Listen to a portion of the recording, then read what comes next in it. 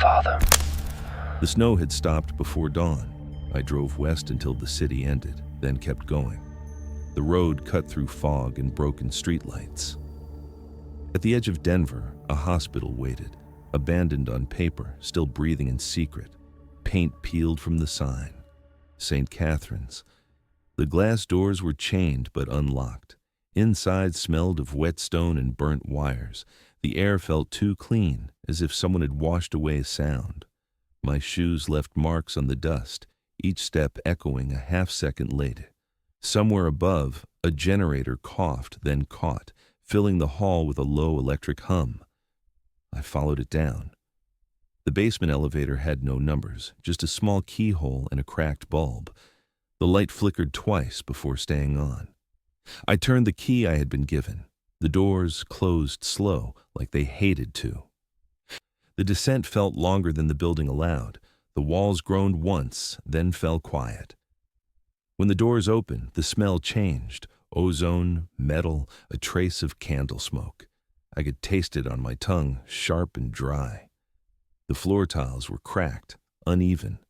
A single cross hung crooked above a door marked the Denver Division. Father Merrick stood inside the room. He was thinner than I expected, eyes gray and restless, skin the color of old paper.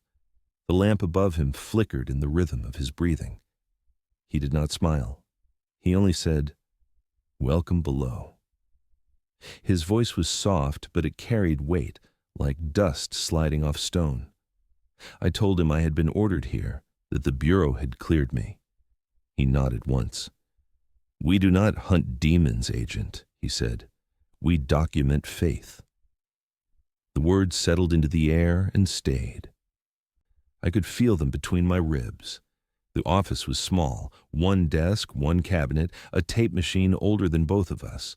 The machine hummed quietly, though no power light showed. On the desk lay a single folder bound with red tape. The ink bled through the label. Case Zerogiurus, do not use his name. Merrick handed it to me like handing over a weapon. The paper was warm, almost alive. "Everything begins with a recording," he said. "Sometimes it ends there too." He motioned to the chair opposite the desk. I sat. The metal creaked under my weight. The hum from the machine deepened until it matched the pulse in my throat. He opened the folder. Inside, one cassette, black plastic scarred by heat, no markings except the same red tape around its edge. He placed it in the player, pressed nothing, just waited. The lamp buzzed overhead. Dust drifted through the light like snow that had forgotten to fall. My fingers tapped the desk without meaning to. I counted each tap until I realized the machine was keeping time with me. Merrick reached for the switch. The click sounded louder than a gunshot in that small room. Static filled the air, soft at first, then steady, like a long breath drawn through a narrow throat. The sound crawled into the corners. I felt it under my skin, in my teeth. He turned the volume down, but the noise stayed the same. Beneath the static, something moved, too slow for speech, too alive for machinery. It exhaled once, dry and measured, then again. Each breath came a fraction after mine. I tried not to match it, failed. The rhythm found me, in, out, in, out. Merrick watched without speaking. His eyes reflected the turning reels. I could feel the room breathing with me. The light above us dimmed, brightened, dimmed again. The sound grew clearer. What I heard next was not a word, only the shape of one. It slid through the hiss like a mouth against glass. My chest tightened. I wanted to stop the tape, but Merrick's hand rested on the switch. He did not move. A new tone entered, a low hum, almost mechanical, the kind that vibrates bone before ear. It climbed once, dropped, then leveled. For a moment it sounded like a clock losing time. I glanced at the wall behind him. A small clock hung above the cross. Its second hand twitched in place, trapped between ticks. The breath from the tape filled the silence it left. Merrick whispered something I could not catch. The reels slowed. The hum thinned until it vanished. The only thing left was that clock, its second hand pushing, failing, pushing again. The sound it made was smaller than a heartbeat. Then it stopped. One tick hung in the air, waiting for the next that never came. The room held its breath with me. The smell of ozone thickened, sharp as lightning behind glass. I realized I was still listening for my own breathing and could not hear it. Somewhere inside the machine, the tape clicked once more. After that, nothing, just the stillness and the clock above Merrick frozen mid-second, its hand caught forever between what was and what would not move again. St. Luke stood on the hill like a tooth left to rot. The air outside smelled of bleach and rain. Inside, every hallway hummed with electricity that did not belong. The lights were too bright, the colors wrong, everything the same shade of gray. A nurse signed my name without looking up. She said the patient was in room 6 and that the priest was already waiting. Then she locked the pen in a drawer as if that would keep the words safe. The corridor narrowed as I walked. Paint blistered along the edges of the walls. I counted each door. 5, then 6.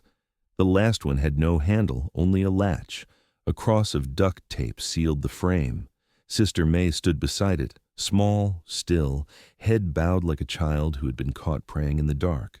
Her voice came low. Observation only. I nodded. The latch released with a sound that should have been small, but wasn't. The room behind her was cold enough to sting. Concrete walls, no window, single chair in the middle. A figure sat tied to it, head covered with black cloth, hands chained to the arms, bare feet resting flat on the floor. The cloth rose and fell with slow, steady breaths. I could hear the metal scrape each time the air moved. Set the recorder on a small table near the wall. The click of the switch echoed longer than it should. Static built inside the room like pressure before thunder. Merrick had told me to document, not interpret. I spoke my name, the date, the case number. Then silence. Curtis moved his head toward me. The black fabric turned, smooth, soundless. He said 5 words, each drawn thin. I am your faith. The air around the words cooled. My ribs felt smaller. The recorder needle jumped, then flattened. The sound of my own pulse entered the mic. I said the line again for the log, trying to steady my voice. But what came back through the monitor was my own voice, delayed half a second, repeating the same words after I finished. Same tone. Same pause. Sister May inhaled sharply. You did not read the rules, did you? I turned toward her. Rules? She opened her mouth, closed it again. Her hands shook once, folded in front of her. She whispered, Wait. Then she stepped outside. For a few seconds, I was alone with him. The breathing under the hood changed, slower, deeper. The rhythm matched mine again. I stopped breathing. The sound did not. The room kept doing it for me. Merrick entered. He carried something wrapped in cloth. His footsteps made no sound, though the floor was dry concrete. He laid the object on the table. When he unfolded the covering, I saw a flat slab of dark stone, its surface carved with shallow grooves. Dust gathered inside each line. The lamp above us flickered once, like the room blinked. These are the rules, he said. His tone had no shape, only gravity. He traced each cut with his finger as he spoke. Rule 1, never speak their name. Rule 2, never write the true confession. Rule 3, never pray inside the room. Rule 4, never erase a recording. Rule 5, never let them call you father. He waited for me to respond. I asked, why? No one answered. Sister May stared at the floor. Merrick looked at the hooded man, then at the recorder. The red light blinked once, twice, then held steady.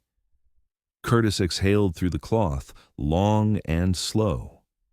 The sound filled the room like water poured into glass. I felt it climb my throat. My tongue stuck to the roof of my mouth. The air grew thicker, like something unseen had been called, but refused to come closer.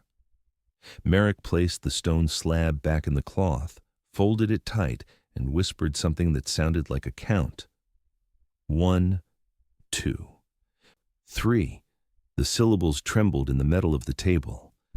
I wanted to write them down, but my hand refused. The red light on the recorder pulsed faster. Each blink matched the rhythm of the breathing. Mine, his, theirs. Sister May reached for the power switch. Merrick caught her wrist before she could touch it. His hand stayed there a long time. "Do not stop it," he said. His voice had turned smaller, almost human again. The breath under the hood deepened once more. I heard a faint click inside the tape, the kind that happens when something new begins to record over the old. The sound made the hairs on my neck stand. I swallowed, but it did not help. The air dried out my throat from the inside. No one spoke again. The light above us flickered in the same slow rhythm as the red one on the recorder. My pulse followed both without permission.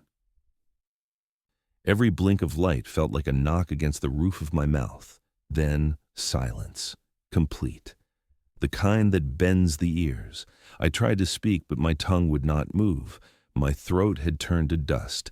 It felt like someone unseen was holding my voice there, fingers closing gently, patient, waiting for me to pray. I wanted to, but nothing came. Just that dry ache, deep and slow, like something tightening around the words before they could form. My throat burned, empty, and the air stayed still, heavy as breath that would not leave. The tape sat on my desk all night. I tried not to look at it, but the red label caught every bit of light in the room. Around 3 a.m., the hum from the basement stopped. The silence that followed sounded too exact, as if it had been switched on. I reached for the recorder before I could change my mind. The plastic felt warm, the same way skin holds heat after a pulse. I slid the cassette in, pressed play, and waited for the hiss. It came quick, soft at first, then steady, the way a room breathes when it knows you are alone. Curtis should have been the only voice. He was not. I heard myself. Same tone, same breath. Every word I had spoken during the interview came back layered under his, matching perfectly, heartbeat for heartbeat. It was not an echo. It was me speaking beside him, inside him, repeating everything a fraction early as if I had known what he would say. I checked the log for interference. None. The meter line was smooth. The hum from the machine deepened, slow and constant. The sound filled the gaps between breaths until I could not tell where the tape ended and the air began. At minute 4, the voices started to drift apart. His fell slower, mine faster, until both overlapped like a prayer said by two mouths trying to mean the same thing. The distortion cracked once, then leveled. I leaned closer. The sound pressed against my ear through the headphones, heavy, close, warm. Then silence. For 5 seconds, nothing. At 6:66, the impossible mark, the tape clicked twice. A voice, my voice, spoke again, but the rhythm was wrong, stretched too far, almost breaking. "You already believe." The line came flat, calm, no air left behind it. I waited for a spike on the monitor. It stayed dead. No volume, no data, no sign of recording at all. Just that sentence hanging there, alive without origin. I stopped the tape, rewound, played again, same result. Same space of silence, same phrase. The pitch did not change. The breath between words exact each time. I felt my chest tighten. The air in the room had gone thick.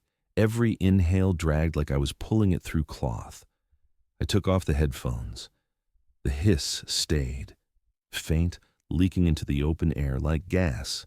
Merrick appeared in the doorway, half shadow, coat open, hands in his pockets. He looked at the machine, then at me. He did not speak. He waited for me to tell him what I had heard. I said the file repeated my voice, that the tape carried something that should not exist. He only looked down at the floor. The light from the hall drew a line across his shoes.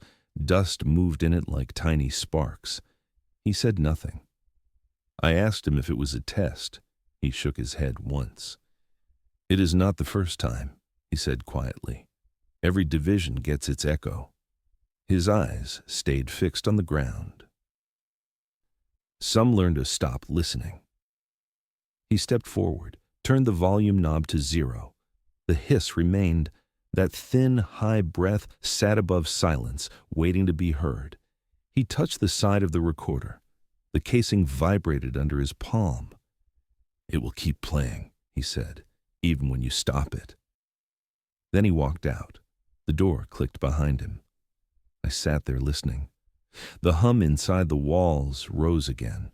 I watched the reels stop turning, yet the sound continued. Soft, mechanical, rhythmic. My body adjusted to it, found the pattern, filled it with my own pulse. I turned the recorder off. The power light faded. The hiss stayed. It crawled into the corners of the room, spread thin across the floor, and climbed the table legs until I could feel it through the wood, a vibration, low and steady in time with my breathing. I exhaled once, long, trying to clear it from my chest. The hiss exhaled back, same length, same weight. I stood, stepped away from the desk. The air moved with me. Each breath I took came mirrored, half a beat late, the same sound answering from somewhere just behind my left shoulder. I froze, held still. Silence. Then it came again. One sharp inhale, quick and deep, the kind that pulls cold straight into bone. It sounded exactly like me. Only, it did not come from my chest. Merrick handed me a new folder in the morning. The red tape around it was thinner, brittle at the edges. The label read, Case 6, Subject Unknown.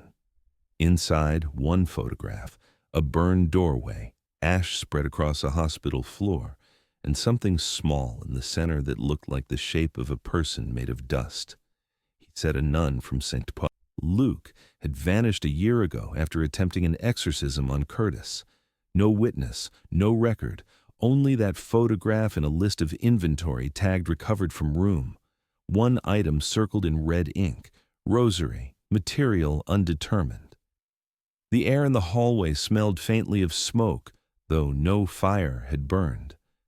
Sister May walked beside me, silent, her steps careful, as if the floor could remember where she had been. We reached the old wing where the case had started. The door still bore the scorch mark of a cross, black against peeling paint. Inside, dust had settled in waves, layered like sand. The ceiling sagged, the corners stained with soot. A single lamp hung from the wire, dead but swaying slightly as if someone had just left. I tasted iron in the air, that thin metallic ghost of heat. May moved to the center of the room. She crouched and brushed the surface of what looked like a pile of burned cloth. The habit of a nun, white turned gray, then black, the fabric fused with fine ash. When she lifted it, small teeth rolled out from the folds, rattling across the floor in a slow scatter. I counted 5 before they stopped. Human. Under the cloth, something glimmered faintly, dull white against dark ash.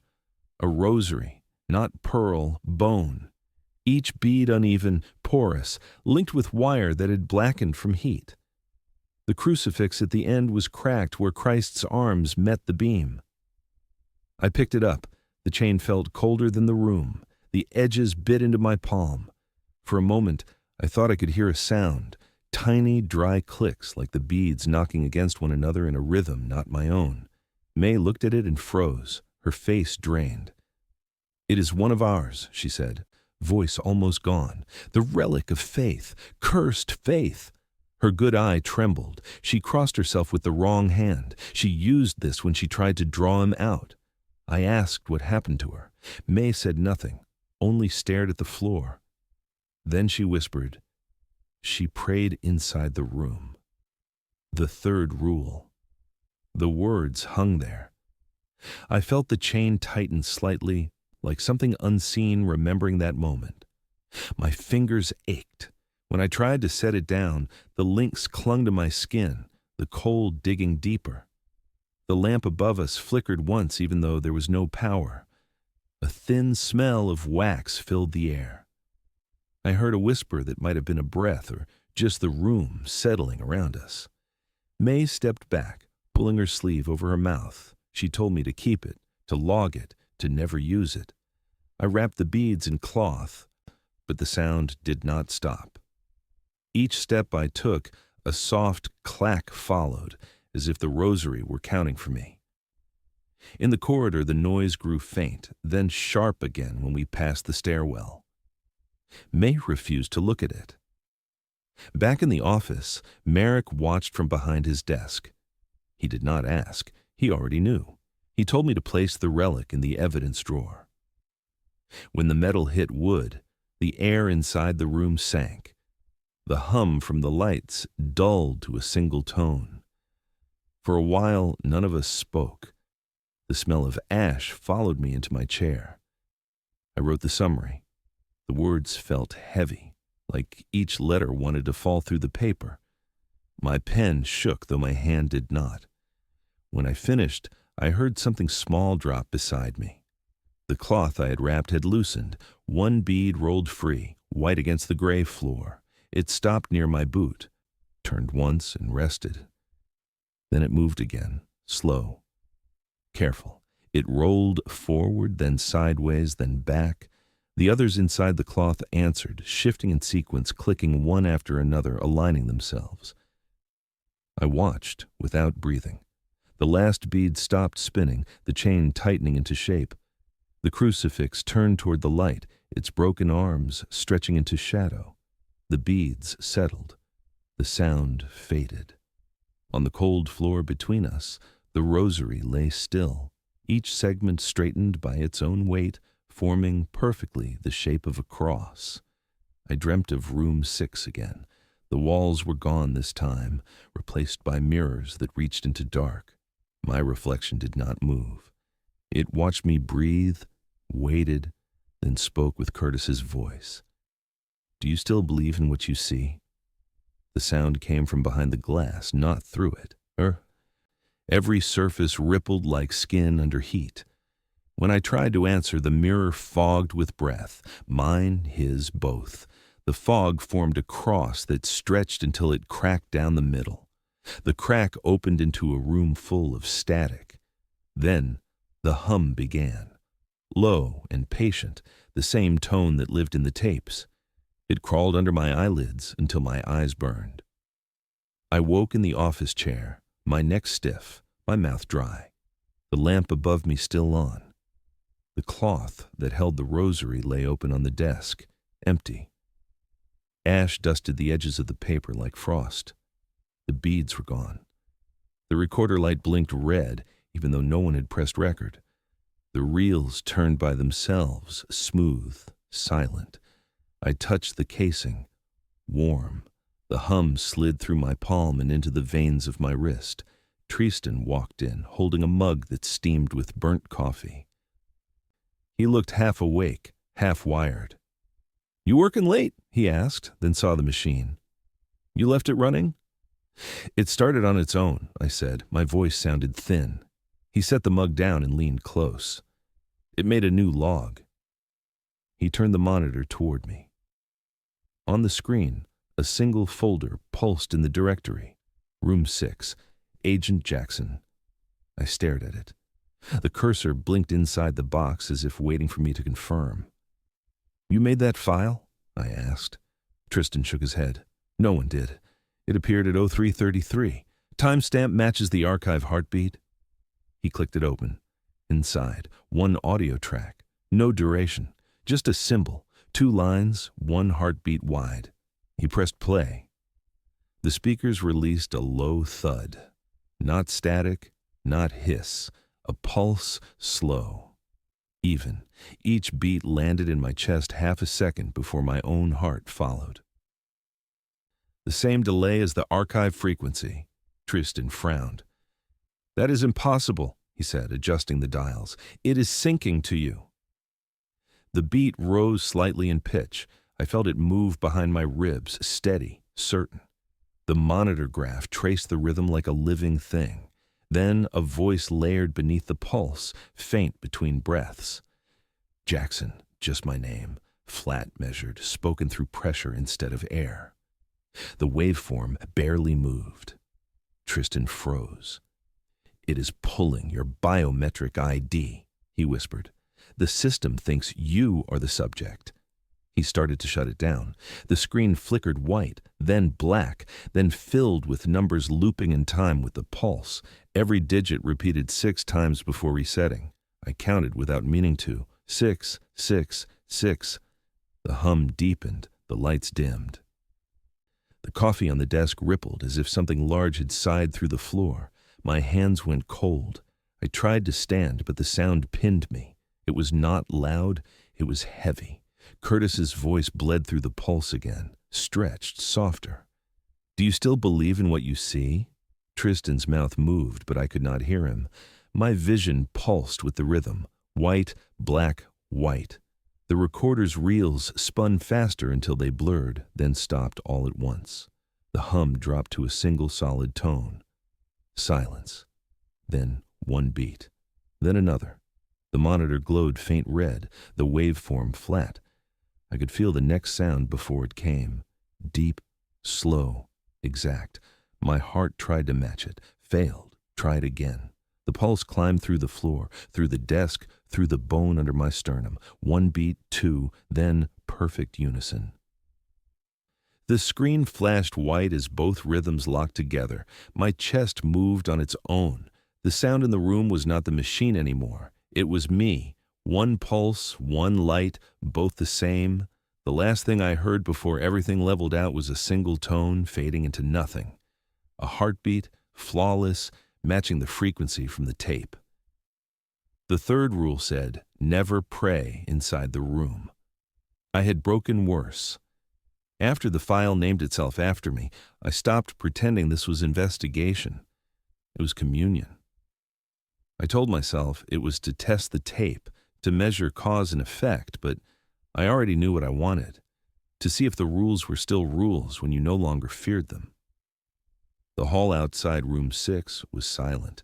Every bulb hummed with a faint vibration that matched the pulse I had heard in the recording. The rosary sat in my pocket, the beads warm against my thigh. When I reached the door, it opened without touch. The hinges made no sound, only the whisper of air being pulled from one space into another. The smell hit first: salt, metal, burnt wax. Curtis sat in the same chair, hood drawn tight, head lowered. The chains around his wrists trembled in tiny movements that did not match breathing. The red light on the recorder blinked twice, then steadied as if sensing me. I placed the machine on the table, pressed record, and spoke my name. The sound of it hung in the air too long before dying. Then I began the prayer. The words left my mouth in pieces. The air cut each one apart, slow, reluctant, as if the room wanted to hold them back. The sound came back to me half a second late, the same tone, the same weight. The echo was too exact. I kept going. Every line I recited returned stronger, until the echo was speaking with me, not after me. The temperature dropped, the light flickered, red to white to red again. I could see the shape of the cross flicker on the far wall, upside down, stretched by the shadow of the lamp. My throat tightened, but the words kept moving through me, faster, louder. Something behind me whispered in rhythm, not mocking, just following. My body understood the pattern before my mind did. The floor vibrated under my boots. I heard stone shift. Dust fell from the ceiling. A thin crack opened along the wall behind Curtis, glowing red from within like a wound that had forgotten how to heal. I knew I should stop, but my mouth would not close. The prayer had found its own breath, pulling mine along with it. My chest hurt. The rhythm between words and air became one continuous line. My reflection in the glass of the recorder light shook with every syllable. Curtis lifted his head. The black fabric turned toward me. Under the cloth, a faint light moved like an eye opening. When he spoke, it was almost gentle. "You prayed to yourself." The voice hit the air like a pulse. The crack widened. A low hum rolled through the walls, matching my heartbeat exactly. I dropped the rosary. The beads scattered across the floor, glowing faintly, bone white under red light. They rolled toward him as if pulled by breath. The crucifix stopped between us. The head of Christ split where the beam met the body. I could smell ozone. My tongue burned with the taste of iron. I finished the prayer without choosing to. The words came in a rush, sharp and bright, faster than my lungs could follow. When the last syllable left me, I realized I was no longer the only one speaking. A second voice answered, lower, slower, the same line said with my own inflection. Then a third joined, deeper still, overlapping both until the air trembled. The lamp burst in silence, leaving the red glow as the only light. The hum rose into a tone that made my teeth ache. Curtis laughed once, softly, like air leaking from a pipe. The crack behind him flared white, then closed, leaving only smoke. I felt the heat of it reach my face, then vanish. The echo still repeated the final line. I felt my knees buckle. The recorder slid off the table and hit the floor, still turning. Through the static came 3 breaths. The first was mine. The second was the echo that followed me from the tape. The third was heavier, wet, close, breathing through the same mouth but from somewhere deeper. I tried to say the final word of the prayer, but my voice tangled with the others. What came out was not speech, it was harmony. Amen. The first time was quiet trembling from me. Amen. The second was slower, resonant, too near my ear. Amen. The third was loud enough to shake the dust from the ceiling, a sound that belonged to no body. 3 voices, 3 tones, blending into one vibration that filled the room until there was nothing else. Then the echo folded in on itself, and the silence that followed felt alive, pulsing, patient, waiting for the next prayer that dared to breathe. The message came before dawn, hidden inside an encrypted Vatican channel. No greeting, no seal, just 6 words from Anders. Burn the files before they burn you. The text erased itself the moment I finished reading. I looked up. The lights in the hallway were dead. Only the red emergency bulbs pulsed slow and steady like veins running through the ceiling. The Denver division had gone silent. Every corridor carried the same hum I had heard in the tapes. Merrick ordered a lockdown. All systems offline. All exits sealed. No one in or out until the cleansing protocol was complete. He said it like he had rehearsed it for years, the tone of a man who had expected this ending. Tristan and I were assigned to the sub-level archives to secure the old recordings before disposal. He carried a small torch. I carried the master key. Neither of us spoke on the way down. The elevator stopped between floors, a half-breath too long before the doors opened. The air that came out of the shaft smelled like cold metal and incense. We stepped into the archive hall. Frost had spread across the walls, thin white veins crawling over the stone. The hum was gone. In its place, a low vibration, the sound of something larger breathing behind the concrete. The vault door stood open. Inside, the light flickered blue and red in uneven rhythm. 6 metal boxes waited on the floor, arranged in 2 rows. Each one bore a brass plate etched with a name. The plates were old, the lettering shallow from time. Tristan brushed the frost off the first one. Case 002, Father Lewis. The next read Case 004, Agent Rowe. The third stopped him cold. Case 006, Simon? He looked at me. That's impossible, he said. Simon disappeared 2 years ago. They said he retired. Files lie, I told him. My voice came out colder than I meant. We moved closer. Each box was sealed with wax. The surface shimmered faintly as if heat lived under it. Tristan aimed the torch, but the flame bent away, refusing to touch. The wax cracked on its own, releasing a hiss that sounded like breath-escaping glass. The lids loosened without help. We opened the first. No body. Only a reel-to-reel recorder inside, running. The tape spun in silence, its reels turning slow and constant. I leaned closer. The meter lights blinked in rhythm with my pulse. Then I heard it. My name, whispered low, stretched through static. Jackson. It came from the recorder, but the tape was blank. Tristan checked the next box. Same thing. No remains, just another machine running a tape that should not have been able to move. Each one played a different sound. One hissed like rain. One pulsed like a heartbeat. One muttered fragments of prayer. 6 coffins, 6 machines, all alive. He reached Simon's box last. The recorder inside was older, the kind used in the bureau days. Its reels spun backward, pulling tape from air. The speaker clicked every few seconds, releasing a tiny breath. Then a voice came through, distorted but clear enough to know it was Simon. "Do not open the rest," he said. "Do not let them see you." Then the line broke, replaced by a high tone that made my teeth ache. I turned it off. The reels kept turning anyway. Tristan stepped back, shaking his head. "They recorded themselves," he said, "or something recorded them through us." He laughed once, hollow. "Maybe that's what the files mean. Burn before they burn you. Maybe they already did." The light above us flickered again, blue, red, then dark. The hum returned, closer now, crawling under the floor. The frost on the walls began to melt even though the air was freezing. I heard metal shift. The lids of the other boxes moved, slow at first, then in unison, opening by themselves. The recorders inside all clicked to life, spooling faster, faster, until the sound merged into one long mechanical growl. The temperature dropped. My breath came out white. I tried to call Merrick through the comm, but the signal was dead. Tristan turned to me, his face pale under the flicker. "They're all recording," he whispered, "but there's no tape left." I looked at the meters. Each one peaked red. The noise built until I could feel it in my chest.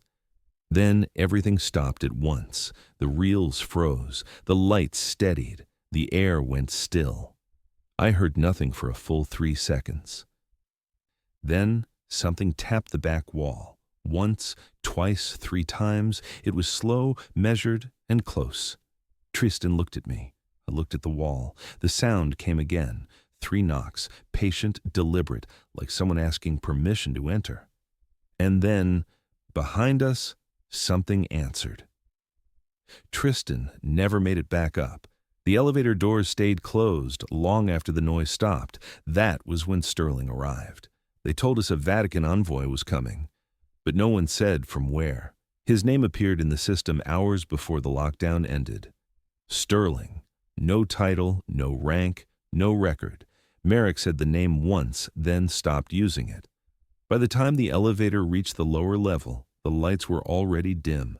The hum of the archive pulsed under the floor, slow and certain, like a heartbeat too heavy to belong to any man. Sterling arrived without escort. The first thing I noticed was the silence that followed him. Even the air vents had stopped breathing. He wore the black of the clergy, but without insignia, a plain collar that caught the light only when he turned his head. His shoes made no sound. His eyes were gray, not color, just surface. When he spoke, the words came flat, as if the tone had been removed before leaving his mouth. "Close the case," he said. "Case 0 is to be sealed." Merrick stood behind the desk, hands clasped tight, shoulders locked. "We have not finished," he said. His voice wavered, but not from fear. "The work is incomplete. The manifestation is still active." Sterling looked at him, no expression. "Faith has limits," he said. "Yours expired." The words landed with weight, no echo. Tristan shifted near the corner. His hand half raised as if to speak, but the air around us thickened before sound could form. I watched the bulbs flicker above Sterling's head. The light dimmed to red, then went out completely. For a second, everything was black. Then the hum from below changed pitch. It rose in waves, layered, almost like a voice, not music, not language, chant. The floor beneath us vibrated, dust drifted from the ceiling. Sterling did not move.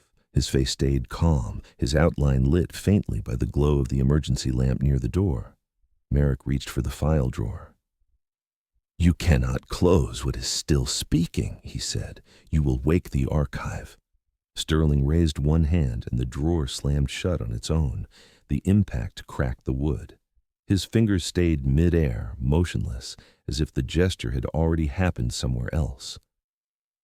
The hum from below deepened again, forming syllables that should not have existed. 1,000 voices without a single breath between them. I felt the vibration climb my spine. It pressed against my teeth until I tasted copper.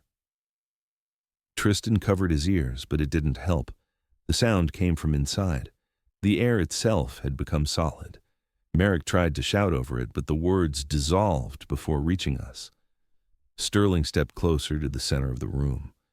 He spoke one sentence, calm, mechanical, absolute. You were told not to pray. Merrick froze. I saw his throat move once, then stop. The lights behind Sterling flared white for half a second, enough to show the wall shaking. Red cracks split across the plaster like veins. The chanting below us grew louder. I could make out fragments, Latin, reversed, broken. Kyrie, Sanctus, Credo.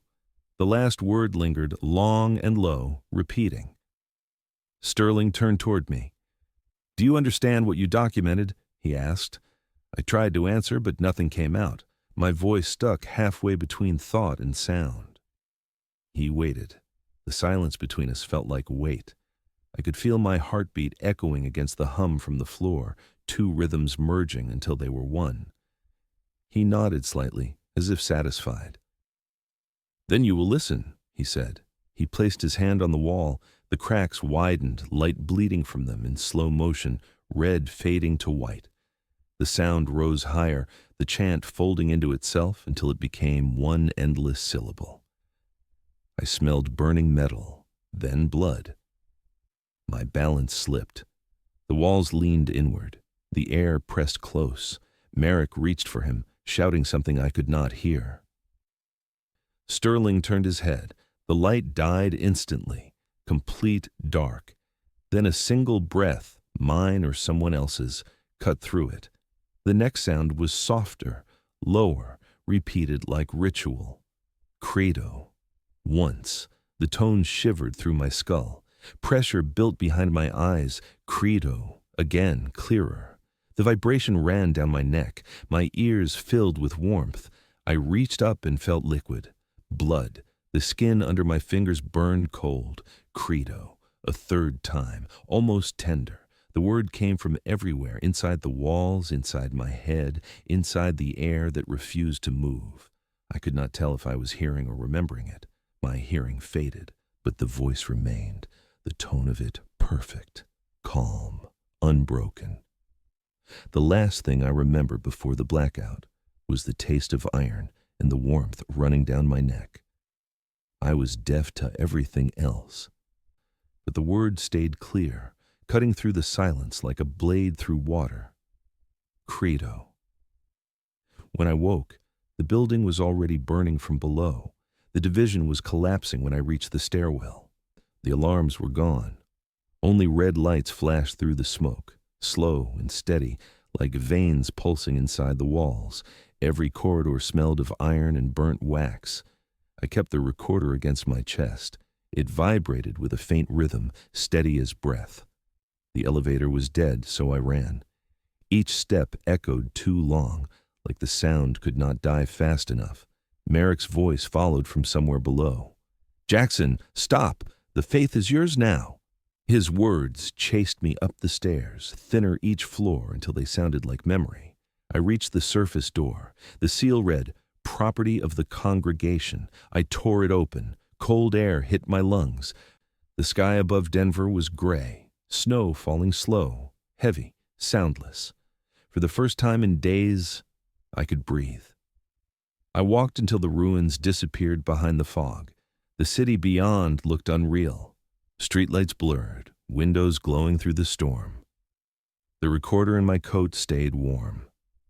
I pulled it out and stared at the cracked casing. The reels were still turning without tape. I pressed play, static, thin, clean. Then breathing. Mine. perfectly timed with each blink of the red light.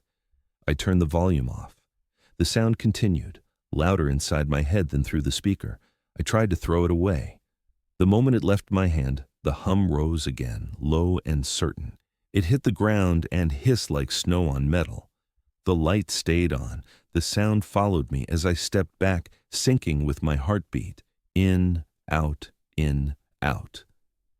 I picked it up again. The vibration pulsed through my fingers, not mechanical anymore, alive. Merrick appeared at the end of the street, his collar torn, his eyes black with smoke. He looked older, smaller. "You cannot leave it," he said. "It will follow." "You said it was over," I told him. "It never ends," he said. "It transfers." His breath steamed in the cold, breaking apart midair. "The faith is yours now." He stepped back into the fog before I could answer. His outline dissolved with the wind. I stood there alone, the hum growing steadier until it filled everything. I pressed record. The light blinked once, then stayed red. I spoke into it. "If you can hear this, do not come down there. Burn everything." My voice came back through the speaker a heartbeat later.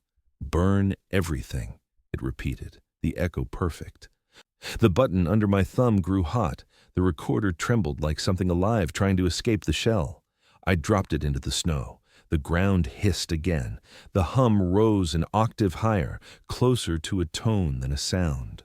The snow melted in a circle around it, water steaming in the cold air. I reached down, my palm burning before I touched it. The mark had never healed after the prayer. It only waited. The scar in my hand, shaped like a cross, throbbed once, then again, faster. When I lifted the recorder, the light flared bright red, washing across my arm. I could feel it under the skin, spreading, crawling through every vein. The pain was sharp, then deep, then gone. The heat turned soft, almost gentle. The hum slowed, aligning with my pulse until I could not tell which was mine. The wind dropped. The city noise vanished. All that remained was that single tone, filling the air, filling me. I opened my hand. The mark glowed from within, red leaking through skin like light through glass. It grew brighter with every heartbeat, brighter until it painted the snow in color that should not exist. The recorder pulsed with it, two rhythms becoming one. I realized the machine was no longer recording me. It was recording itself through me. The sound deepened. I felt it in my teeth, in my lungs. The air turned thick, humming in time with the light. The snow around my boots hissed and boiled. My breath came short and slow. I tried to let go, but my fingers would not open. The glow expanded, blinding, warm, endless. The last thing I remember before everything turned white was the hum collapsing into a single perfect note, neither loud nor soft, just final. Then heat. Then stillness. The fire took everything but me. When the floor gave way, I remember the light, red rising from below, swallowing the concrete like water. I crawled through smoke that smelled of iron and blood, dragging the recorder against my chest. The building folded around me, screaming through the pipes. When the noise finally stopped, I was outside, lying in the snow. It was quiet again, too quiet for the living. The recorder still worked. The reels were spinning, though there was no tape left, just the hum, steady and patient, like something breathing through the metal. I pressed record. The light blinked once. I could feel heat behind my ribs, the mark on my palm pulsing in time with the machine. The words came out before I thought them. "Forgive me, Father, for I became what I believed." My voice sounded smaller than I expected, fragile, almost kind. The wind carried it away before it finished. I waited for the echo, but there was none. Only the hum, growing louder, matching the rhythm of my pulse. I spoke again, slower this time, to test if the recorder still knew my name. The needle moved, even though no sound left my mouth. The air around me shimmered, and I realized it was not recording. It was remembering. Every breath, every word I had ever said in those rooms was coming back through the coil. I could hear fragments layered under the static. Merrick's warning, Tristan's laugh, Curtis whispering you prayed to yourself. Each line overlapped until they all became one continuous tone. I knew what it was doing. It was finishing the prayer I had started. The snow around me began to melt in a circle. The ground steamed. I could smell candle wax, even though none were burning. I raised my right hand and saw the skin split along the edges of the cross burned into it.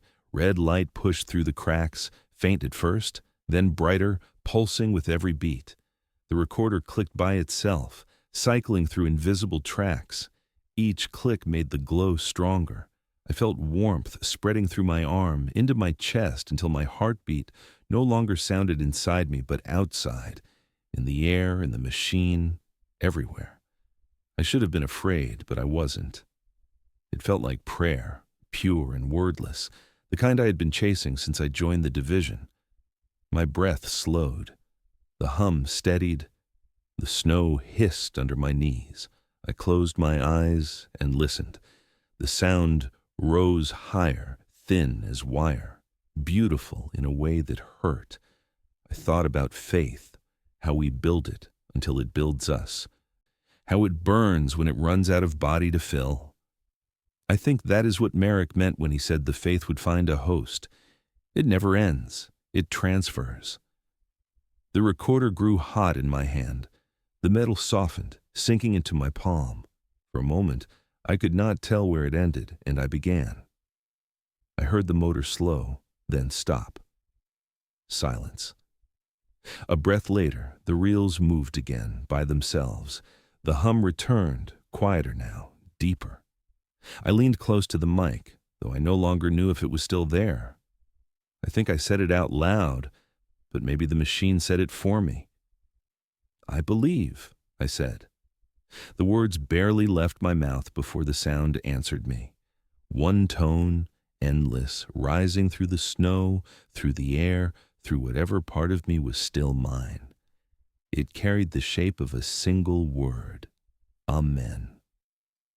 The tone held long enough for me to feel it vibrating inside my skull, long enough for it to replace the sound of my heartbeat. Then it stretched thinner, fading into the distance until I could not tell if I was still breathing or if the world was.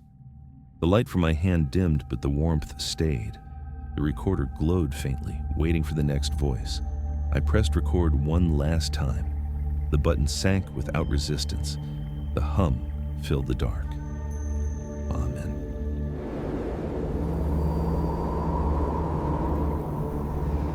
Forgive me, Father, for I became what I believed.